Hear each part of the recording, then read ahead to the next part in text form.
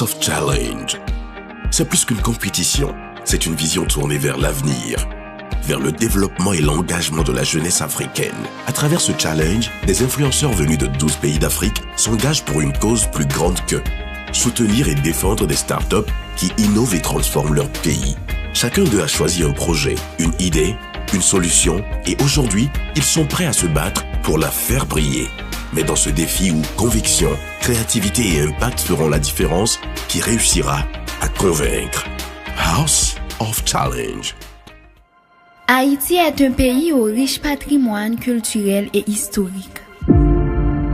En 1804, après une lutte acharnée contre l'esclavage, Haïti est devenue la première république noire indépendante dans le monde. Nos ancêtres ont lutté pour la liberté, la dignité et la justice, et cet héritage continue d'inspirer le peuple haïtien. Pays assez la caïno, côté soleil levé pour tout le monde, ce qui signifie que la terre d'Haïti est la maison de tous ses enfants. Malgré cette histoire glorieuse, Haïti fait face à de nombreux défis. Pauvreté, accès limité à l'éducation, difficultés économiques et infrastructures fragiles. Beaucoup d'enfants n'ont pas de repas suffisants et les jeunes manquent souvent d'opportunités pour développer leur talent. Aujourd'hui, des milliers d'enfants vivent dans des conditions difficiles. Beaucoup vont à l'école le ventre vide, ce qui rend l'apprentissage plus compliqué. Les familles peinent à joindre les deux bouts et les jeunes ont peu de moyens pour développer leurs compétences. Pourtant, le peuple haïtien reste résilient. La créativité, la solidarité et l'espoir sont les forces qui permettent à Haïti de continuer à avancer malgré les obstacles.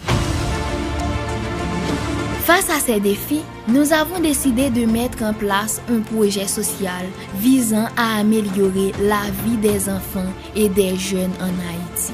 Notre projet comporte deux volets principaux: la nutrition des enfants défavorisés et la formation professionnelle des jeunes. Le premier volet du projet consiste à fournir de la nourriture aux enfants les plus démunis. Chaque enfant a le droit de grandir en bonne santé et d'avoir les moyens de se concentrer sur son apprentissage. Nous distribuons des repas équilibrés dans plusieurs communautés, en nous assurant que chaque enfant reçoit un soutien régulier. L'objectif est clair: aider les enfants à s'épanouir, leur donner la force et l'énergie nécessaires pour étudier et rêver d'un meilleur avenir. Parce qu'un enfant qui mange bien a toutes les chances de réussir. Le deuxième volet concerne la formation professionnelle. Nous avons sélectionné 50 jeunes dans 5 départements d'Haïti pour leur enseigner la peinture et les arts visuels. Cette formation leur permet d'acquérir un métier, de développer leurs compétences et de gagner leur indépendance financière.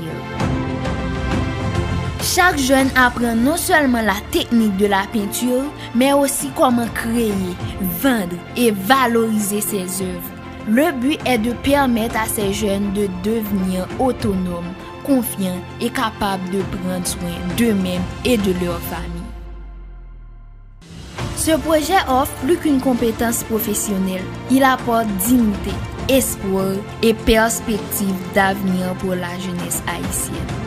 Haïti a traversé de nombreuses épreuves, mais elle possède un potentiel immense. En aidant les enfants et les jeunes, en leur donnant nourriture, compétences et confiance, nous contribuons à bâtir un avenir meilleur pour le pays. Chaque enfant nourri, chaque jeune formé, chaque rêve soutenu est une pierre pour construire un Haïti fort et prospère. Ensemble, avec solidarité et action, nous pouvons changer des vies et offrir à Haïti un demain rempli d'espoir.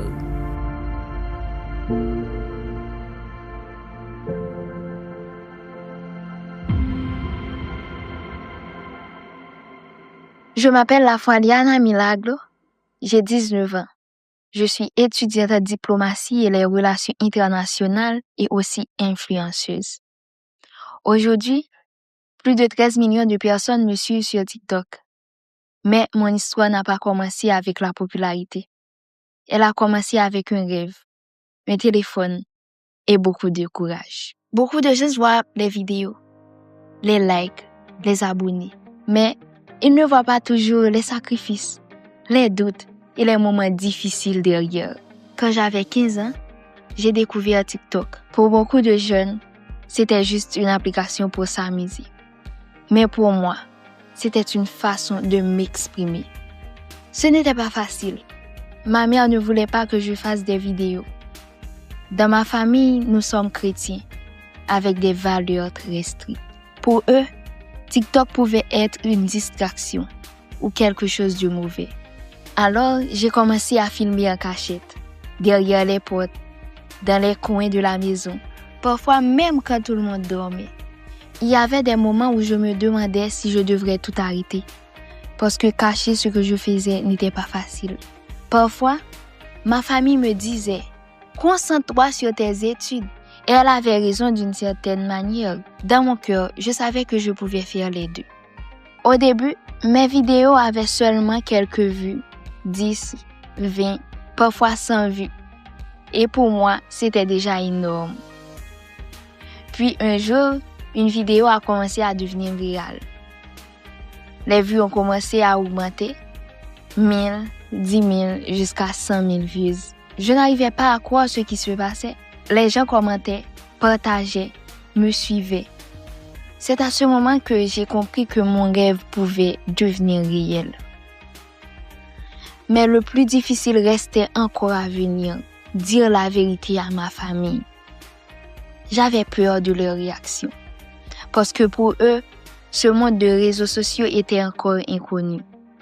Mais petit à petit, ils ont commencé à voir mon sérieux.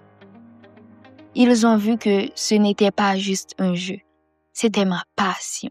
Aujourd'hui, j'ai 19 ans, je suis étudiante en diplomatie et relations internationales et sur TikTok, plus de 13 millions de personnes me suivent. Quand je regarde en arrière, je pense à cette fille de 15 ans cachée derrière une porte pour filmer une vidéo. Elle ne savait pas que son rêve allait toucher des millions de personnes. Mon histoire n'est pas seulement l'histoire d'une influenceuse. C'est l'histoire d'une jeune fille qui a appris à écouter son cœur. Parfois, les gens ne comprennent pas ton rêve au début. Mais si ton rêve est sincère, si tu travailles dur et si tu restes fidèle à toi-même, un jour, les portes qui étaient fermées s'ouvriront. Je suis Ariana et ceci n'est que le début de mon histoire.